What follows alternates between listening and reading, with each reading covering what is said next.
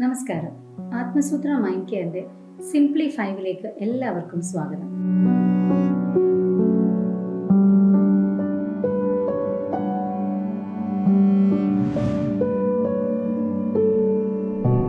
നമ്മളിൽ പല ആൾക്കാരും ആദ്യം ഒരു ട്രെയിനി ആയിട്ടോ അല്ലെങ്കിൽ ഒരു സ്റ്റാഫ് മെമ്പറായിട്ടാണോ കയറുന്നത്. പതുക്കെ നമ്മളുടെ ഹാർഡ് വർക്ക് കൊണ്ടും നമ്മളുടെ ഒരു ഡെഡിക്കേഷൻ കൊണ്ടും നമ്മളിൽ പലരും ടീം ലീഡേഴ്സ് ആവാറുമുണ്ട്. എങ്കിൽ ആ സമയത്ത് നമ്മൾ ഫേസ് ചെയ്യുന്ന ഒരു പ്രോബ്ലം ഉണ്ട്. പെട്ടെന്ന് നമുക്കൊരു ടീമിനെ കിട്ടുമ്പോൾ അല്ലെങ്കിൽ നമ്മൾ തൽക്കാലത്തേക്ക് ഒരു ആക്ടിങ് ടീം ലീഡറൊക്കെ ആകുമ്പോൾ നമുക്ക് ഈ ടീമിനെ മാനേജ് ചെയ്യാൻ പല ഇഷ്യൂസും വരാറുണ്ട്. അതുകൊണ്ട് ഇന്നത്തെ ടോപ്പിക് എന്ന് പറയുന്നത് എങ്ങനെയാണ് നമ്മൾ എഫക്റ്റീവായിട്ട് 5 സ്റ്റെപ്സിൽ ഒരു ടീമിനെ മാനേജ് ചെയ്യുക എന്നാണ് പറയുന്നത്. Managing your team effectively. അതുവരെ ഒരു ടീം മെമ്പറായിരുന്ന നമ്മൾ പെട്ടെന്ന് ഒരു ടീം ലീഡർ ആവുമ്പോൾ നമുക്ക് ടാസ്ക് അസൈനിങ് തുടങ്ങി കമ്മ്യൂണിക്കേഷൻ തുടങ്ങി ഇവരെ എങ്ങനെ മാനേജ് ചെയ്യണം എന്നുള്ള ഓരോ സ്റ്റെപ്പിലും നമ്മൾ ഇഷ്ടം പോലെ ഒരു ചാലഞ്ചസ് ആണ് ഫേസ് ചെയ്യുന്നത്, അല്ലേ?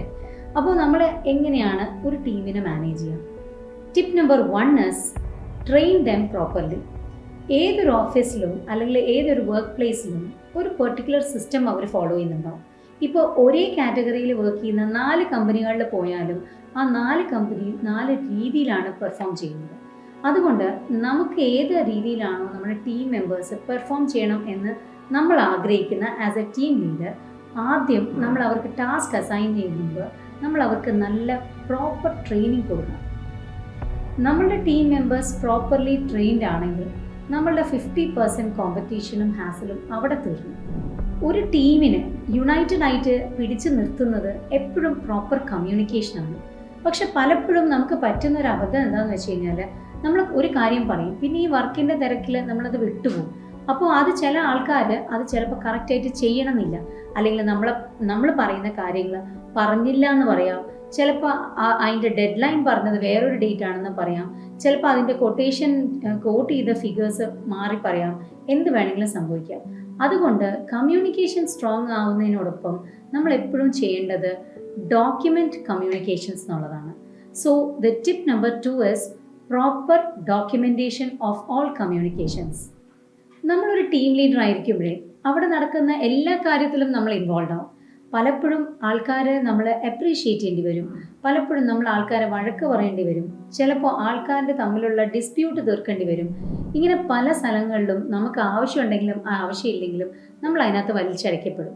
നമ്മൾ എപ്പോഴും ആലോചിക്കേണ്ട ഒരു കാര്യം എന്ന് പറഞ്ഞാൽ, നമ്മൾ ഒരു വർക്ക് പ്ലേസിൽ നിൽക്കുമ്പോൾ നമ്മൾ ഒരിക്കലും ഇമോഷണലി തിങ്ക് ചെയ്യാനോ റിയാക്ട് ചെയ്യാനോ പാടില്ല. പകരം നമ്മൾ ലോജിക്കലി തിങ്ക് ചെയ്യണം, ലോജിക്കലി റിയാക്ട് ചെയ്യണം. നമ്മൾ ആരുടെയും സൈഡ് ചേരാനും പാടില്ല. If you are A good team leader, നമ്മൾ ആരുടെയും സൈഡ് ചേരാൻ പാടില്ല. ആരുടെ ഭാഗത്താണോ ന്യായം, ആര് ചെയ്യുന്നതാണോ കമ്പനിക്ക് ബെനിഫിറ്റ്, അതിനോടൊപ്പം വേണം നമ്മൾ നിൽക്കുക. So the tip number 3 is logical reactions. നമ്മൾ ലോജിക്കലായിട്ട് മാത്രം റിയാക്ട് ചെയ്യുക. Never bring in your emotions to your work place.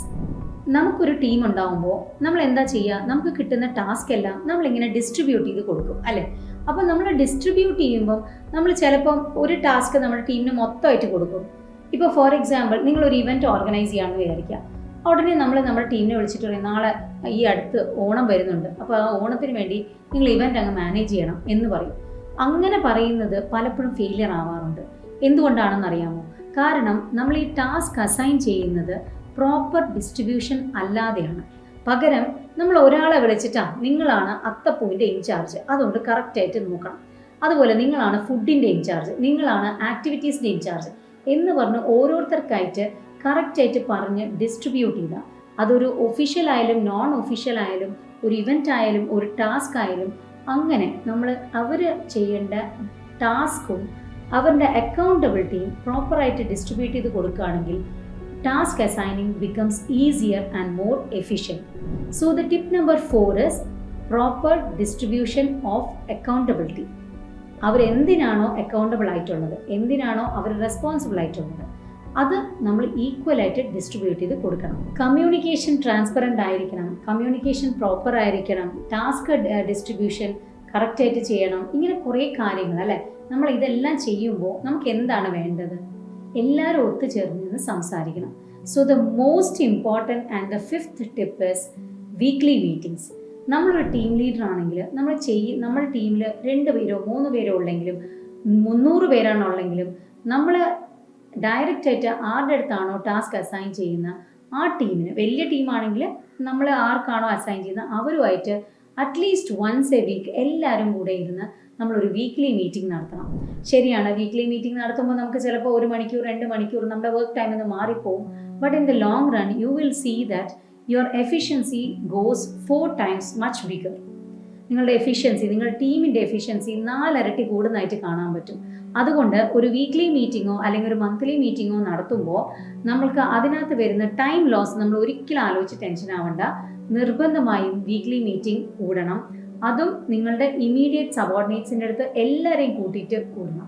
അതാവുമ്പം ഇത് നമ്മളുടെ പ്രോഗ്രസിനെ പറ്റി നമുക്ക് ചർച്ച ചെയ്യാം, നമുക്ക് വന്ന ഷോർട്ട് കമ്മിങ്സിനെ പറ്റി ചർച്ച ചെയ്യാം, അവർക്ക് എന്തെങ്കിലും പറയാനുണ്ടെങ്കിൽ നമുക്ക് കേൾക്കുകയും ചെയ്യാം. ഇതൊരിക്കലും ഒരു communication is never one way traffic. അപ്പോൾ നമ്മളൊരു നല്ല ടീം ലീഡർ ആണെങ്കിൽ അവർക്ക് പറയാനുള്ള കാര്യങ്ങൾ കേൾക്കുക, അതിൻ്റെ റീസൺസ് കേൾക്കുക, അതിന് നമ്മൾക്ക് സൊല്യൂഷൻസ് കൊടുക്കാൻ പറ്റുന്ന രീതിയിൽ സൊല്യൂഷൻസ് കൊടുക്കുക. കാരണം we were also once a team member. നമ്മൾ ടീം മെമ്പറായിട്ടാണല്ലോ ടീം ലീഡർ ആവുന്നത് അല്ലേ? അതുകൊണ്ട് തന്നെ തീർച്ചയായിട്ടും നമുക്ക് അവരെ സപ്പോർട്ട് ചെയ്യാനും അവരെ എംപവർ ചെയ്യാനും അവരെ ഗ്രോ ചെയ്യാനും ഹെൽപ്പ് ചെയ്യുന്ന ഒരു ഫാക്ടറാണ് വീക്ക്ലി, മന്ത്ലി അല്ലെങ്കിൽ ഇയർലി മീറ്റിംഗ്സ്. ടീം മെമ്പേഴ്സ് ആയിട്ടിരുന്ന ആൾക്കാർ ടീം ലീഡേഴ്സ് ആകുമ്പോൾ തീർച്ചയായിട്ടും നിങ്ങളുടെ ഒരു വാല്യൂ ആണ് അത് ആഡ് ചെയ്യുന്നത്. പ്രൊഫഷണലി മാത്രമല്ല, നമുക്കും ഒരു പേഴ്സണൽ ഗ്രോത്ത് ആണ് ഫീൽ ചെയ്യുന്നത് അല്ലേ? അതുകൊണ്ട് തന്നെ നിങ്ങൾ ഓരോരുത്തരും ഇപ്പം ടീം മെമ്പേഴ്സ് ആണെങ്കിൽ ഏറ്റവും നല്ല എഫേർട്ട് ഇട്ട് ടീം ലീഡേഴ്സ് ആവട്ടെ എന്ന് ആശംസിച്ചുകൊണ്ട് തൽക്കാലം വിടവാങ്ങുന്നു. നിങ്ങൾക്കൊപ്പം Sindhu Nandakumar, corporate psychologist at Atmasutra mind care. Thank U.